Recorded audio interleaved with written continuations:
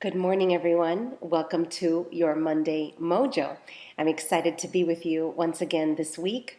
And as you know, if you've been following my Monday morning videos, last week we completed the first dimension of strengths-based leadership, and we call that the dimension of executing. We went over all of the strengths that we consider to be a part of that executing dimension, which means that we all execute in different ways, especially when we have our top 5 strengths in that dimension of executing. So I have a funny story to share. I was sitting here practicing this video, and my daughter said, "The executing dimension? Mommy, that sounds like a place where people get killed." And I thought that I would share that with you because, on an aside, it's just a great example and a great reminder that what we believe and what we say and what we hear is not necessarily what someone else believes or what someone else hears and feels, right? So this idea that we each have perceptions and very strongly held beliefs that drive who we are, right? This was just such a fun and innocent example of that, right? That we all have different perspectives. And what a great reminder for all of us, regardless of whether we're leading teams or others. Remember that we are the leaders of our own lives, and sometimes we need to remember that others see things differently than we do, and that can be the cause of a lot of discord in our lives if we don't remember that and just try to understand the perspective of others. So before we move on to the next dimension of a strengths-based leadership, which is influencing, and I love this dimension. I happen to have a few of my top strengths in influencing, so I feel it very strongly. I thought that I would just share a tip with you, right? Or some knowledge around our weaknesses before we get into that dimension a couple weeks from now. So the whole idea about strengths-based leadership is that when we invest our time and energy in those things that are natural to us, that come very naturally, those things that if I were to say, hey, today, do that thing that you most want to do. Forget about everything else. If I were to allow you to do that one thing or 2 things or 3 things that you would jump for joy to do, you would know what those things are. Maybe you'd want to try and think about it, but instinctively you would know what those things are and you would go out and do them. Okay? In strengths-based leadership, we know, science proves it, and I think we as humans really know if we connect with it, that we have this innate desire to do certain things, to be certain types of individuals in our lives, right? And when we're told we have to do something that's not innately part of what we do, it doesn't mean that we're not going to do well at it, right? We can all be very skilled in things where our strengths don't lie, but we're not going to be at our best.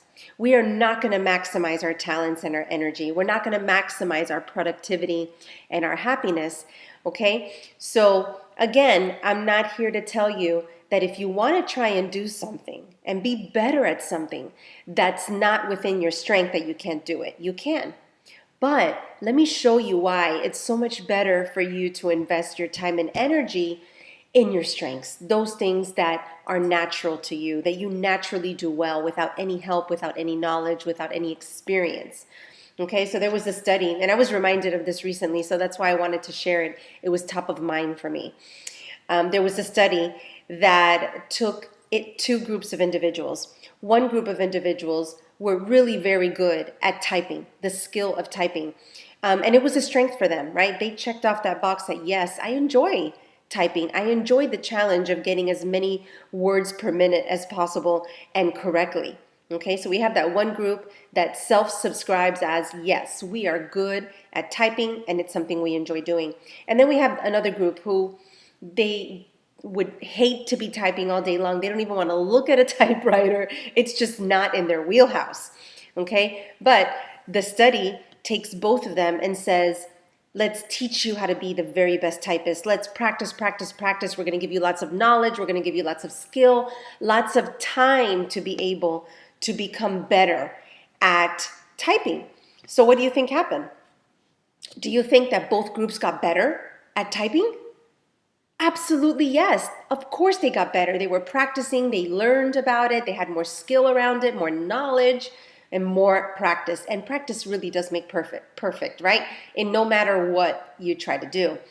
But here's the difference. The group that did not believe that it was a strength, I'm sorry, the group that did not believe that it was a strength for them, they did not like it, not enjoy it, they started out at an average of 90 words per minute, okay? And where do you think they landed? And I know we're not talking here, right? So make a guess. They landed at 150 words per minute, okay? So from 90 to 150, not bad. I'll take it, right? Hey, I'd love to be able to type that fast without making any errors. It certainly would improve my productivity, okay? But what about the group that's already really skilled at typing and they love it, okay? And they want to be better at it. They started at 350 words per minute on average. Where do you think they ended up? Okay, and this is where this blows my mind, okay? And it should blow your mind too. They ended up at 2,900 words per minute. Look at the difference, okay? So enough said. I don't need to say much more about this. So my message to you today on this Monday morning is make sure you know what you're great at. Make sure you're in touch with those things that light you up and invest your time and energy there. You're going to get the best of you showing up at work, the best of you showing up in all areas of your life, and you're going to feel better. You're going to feel connected to that purpose that we're all looking for, right?